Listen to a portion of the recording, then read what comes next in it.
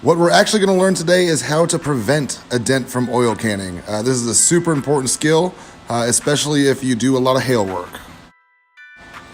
I'm going to take a screenshot here and mark up, that is our damaged area. You can see it's actually a lot further than is immediately obvious. It stretches all the way almost to the other dent.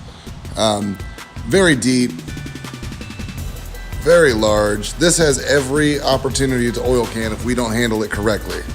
So what I'm going to teach you today is a cold shrinking technique. No goofy shit, no hood props, no whatever. Not that that's not useful, but for 95% of dents, it's unneeded. I am aiming an limit dent light directly down at a very severe angle. So this way I can see the very, very middle of this dent. No guessing. If I were to use a regular light, I would be looking across the middle of that dent and I would just be kind of pushing blindly. For this technique, you need the sharpest tool you can find.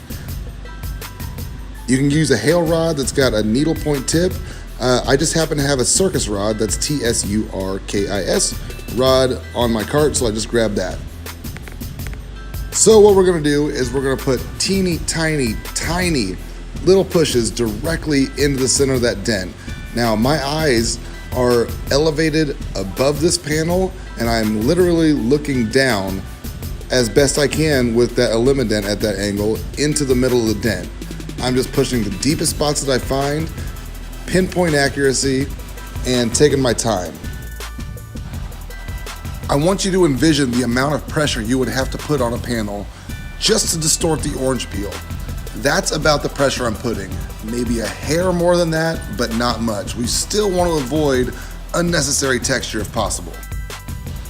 Okay, I'm gonna double time this video now. It's still gonna be excruciatingly long, but I encourage you to watch the whole thing because I'm gonna talk you through this entire process. Hopefully, next time you come across a dent that you think might oil can, you're gonna know how to handle it. You just saw me move my light there. That is another point that I need to mention. I'm still keeping it very severe angle to the panel, very close to the dent, but if you don't cross-check as you go, you're gonna have a line of deep that you're not even seeing until you do go to your cross-check and you realize you're half done with the dent. So go ahead and move that light fairly often as you go. It's also gonna help you see what is truly the middle of the dent.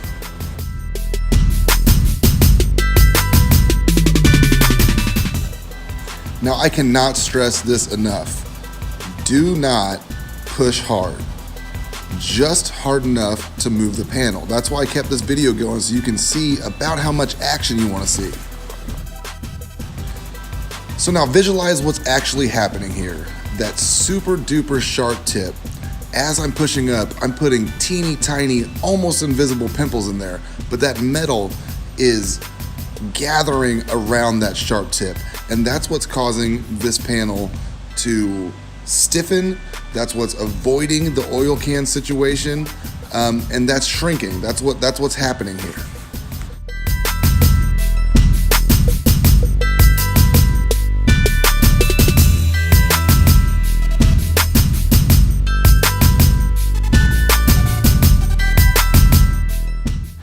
At about this point, you can see that we have come a long way. This dent is about the same size as the one that's next to it.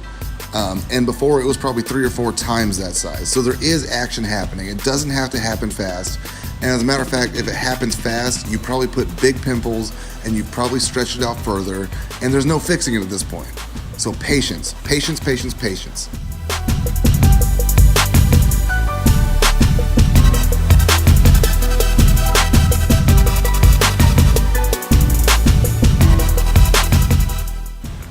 Okay.